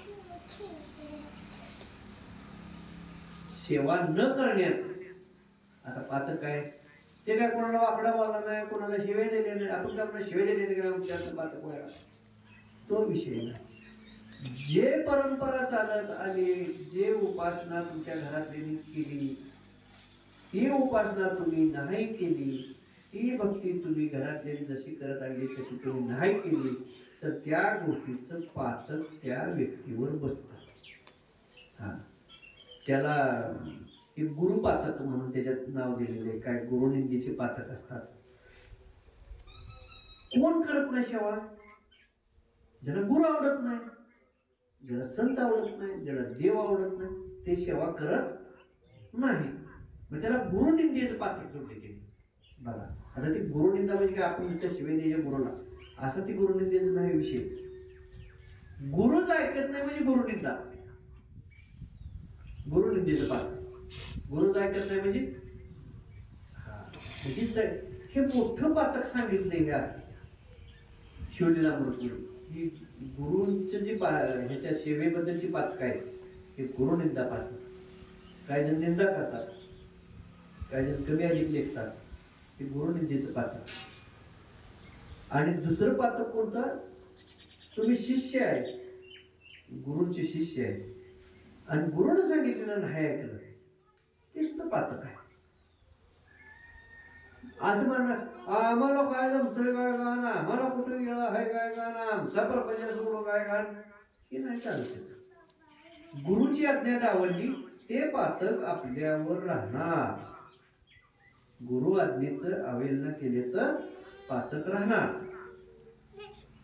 म्हणजे कसं उगाच म्हणलं काय पुण्य करता पाप घडे, पाप करता पुण्य घडे, कसं नाही म्हणले. आपण पुण्य करताना सुद्धा काय पाप घडते ते लक्षात येत नाही, म्हणून कावळं नाही झालं ना आपल्या ठिकाणी. अनंत कावळे आपल्या ठिकाणी शेत असं. म्हणून असो तुम्हाला प्रत्येक गोष्टीची जाणीव करून देणं आमचं काम असते. तुम्हाला जायचं नाही, आम्ही जर भगवंताची सेवा नाही केली आणि त्यांची काय वचनं जर मोडली, तुम्हाला एवढं बारकं पाहतं काय आम्हाला एवढं मोठं धबाटल्या धबाटली ते उठतच नाही, ते टपुऱ्या मोठा तर उठला असं आहे. म्हणजे तुम्हाला नियम असे नाही, आम्हाला सुद्धा ते नियम आहे. म्हणून आपण चांगल्या पद्धतीने सेवा करा, आणि जास्तीत जास्त प्रपंच काय होणार आहे परमार्थ करा, जाणून घ्या. जागृती तुमची खूप कमी आहे, तुमचा आत्मा कृश झालेला आहे. डोळं उघडायचं असं मिच करते, सलाईन लावायची पाळी त्याला. कसलाही त्राण उरलेलं नाही त्या आत्म्याच्या ठिकाणी. त्याला आता सलाईन लावा, जरा तरतरी येऊ दे. ही तरतरीसाठी मी भजन कीर्तन कशासाठी असते, भजन कीर्तनात जोश कशासाठी आणते त्याला अशी तराई आत्म्याला. हे सलाईन आहे ना, भजन कीर्तनाचं सलाईन आहे. सलाईन सुद्धा लावायला मारायला लागलं, सलाईन लावायला सुद्धा गेले. मग काय होणार, डोळं झाकणार. आणि ते ना डोळं झाकलं तर ह्याचं आपोआपच झाकलं. आधी त्याचं झाकते. तुम्हाला काय वाटतं, आमचं डोळं उघडाय तोड आम्ही करू का? तुझ्या डोळ्याला काय करतो, त्यानं डोळं झाकलं का तुझा त्याच्या आधी झाकलं. अगोदर कोणाचं, आत्म्याचं डोळं झाकलं. म्हणजे आत्मा आधी बाहेर निघायला पाहिजे. आता आता आपलं काय राहिलं, आपण म्हणलं आमचं आता तर काय राहिलं नाही हो, आम्ही निघालो. तसं त्याला वाटलं की आता आपलं काय राहिलेलं नाही, आपल्या लागीचं काय नाही, चला निघून जाऊ. ती निघून जाणार. आणि तो एकदा निघून गेला तर तुम्ही डोळं झाकणार, तुमचं शरीर बंद पडणार. कोणा करतो म्हणूनही काय गोष्टी होणार नाही. म्हणून भगवंताच्या सेवेला चांगल्या पद्धतीनं तयार राहावा. जन्म नाही रे आणि तर तुकामुनी माझी भाग, किती सांगितले तर गोष्टी थोड्या आहेत. तुम्ही म्हणाल मग थोड्या वेळ इतके तुम्ही कशासाठी सांगताय, तर एवढं सांगितलं एवढं घेता तुम्ही, एवढं सांगता का, एवढं सांगता कोणती घरी सांगता, एवढं सांगितलं म्हणून सांगता कवळामध्ये सांगायचं. म्हणून 10-15 दुकानात गेलं कसं असते, लाईट चमचम लाईट कापलं घ्यायला गेलं, हा हे पाहिजे का ते पाहिजे, 10-15 थोडा कापड टाक का, त्यांना माहित आहे की 15 घेत नाही कापड, एक का घेत असेल बाबा हे खूप सुद्धा बाहेर घे ना हलकी का. तसे गोष्टी तुम्ही सुद्धा तेच करता. हे सगळं भगवंतांनी टाकलंय तुमच्या पुढं, ह्या चराचरातील सगळ्या लोकांपुढं टाकलंय. मग निवड कर म्हणले, निवड कर, त्यातली कुठचं घे ना घे. तू काय करतो, नको बाबा म्हणतो, नुसतंच बघतोय दुकान आहे बाहेर जाते. मग काय करायचं, दुसरं दुकान आहे. कसलं, असलं नव्या कापडाचं दुकान नव्हतं, 2 नंबरचा माल मिळणार, थोडं कोण्या भोकंपट गेलं, थोडं कोण्या बाद झालेलं, ते स्वस्तात मिळते कापड. ती बाजार, जुना बाजार ती भरलाय. त्यामुळे काय थोडं फाटलं असू दे, काय त्याला बिघडायचं, त्यातलं घेऊ, त्याला 2 रुपये कमी आहे. तशा गोष्टी आहेत इथं. इथं काय ते मला नको अनुभव नको, हे असलं कशाला. मग तकडं ते कमी ह्याचं मिळते का बघतो, मग ह्याचा देव देव करतो, त्याचा देव देव करतो, ती बरं आहे. मरे का पाहिजे तर मसोबा पाहिजे, कोणतं पावलाने झालं की आपल्या प्रपंचाला दुसरं काय सांगायचं. आणि मग शिकले हे नाही, त्या दुकानात इतकं मटेरियल टाकून 6 शास्त्रात पुराणाचं मटेरियल टाकलंय, सगळ्या गोष्टीचं सेवेचं मटेरियल टाकलंय, उपासनेचं टाकलंय. पाहिजे ते घ्या, पाहिजे ते घ्या म्हणते. घेते का विठू भक्तीचा डांगोर, किती डांगोरा पेटला, इतका डांगोर म्हणजे दौंडी किती दिली साधूसंत आहे. उठा जागी व्हारी हात स्मरण करा पंढरीला, किती डांगोरा पेटला, पण ती काय घ्यायला तयार नाही का. त्याचं मन वळते, हलक्याकडे मन वळते, हलका. जसं मन तुमचं तसंच तुमचं कर्म तयार होणार. चांगलं घ्या. चांगलं कधी घेणार, डोळ्यानं चांगलं बघितलं, कानानं चांगलं ऐकलं, मुखानं चांगलं बघितलं. डोळे तुम्ही घ्या रे सुख पहा विठोबाचे मुख, तुम्ही ऐका रे कान माझ्या विठोबाचे मुख. हे भगवंताचं साठी सगळं शरीर. आणि शेवट काय सांगितलं, संतांची पायी खर्चावे शरीर. शेवट काय, कुठं खर्च करा, संतांची पायी. आणि ते खर्च करायसाठी काय करा, पारायण संपल्यावर, भजन संपल्यावर पुन्हा 1 तास अर्ध्या तासात या, म्हणजे तुमचे शरीर खर्च होईल. इथं तर खर्च करून करून उघडून इथं राहिलेली एवढं घेऊन येते. आता सगळं खर्च करा म्हणते, हे तर किती आणते एवढं लागते. मग तास गावते का अर्धा तास गाव, आणि ती बी अजून गावाई आधी लय काम लय धामून दामू करतात, लय सगळं सोडून असं करू नका. पूर्णत्वाने सेवा करा आणि पूर्णत्वानं फळ घ्या. पुंडलिका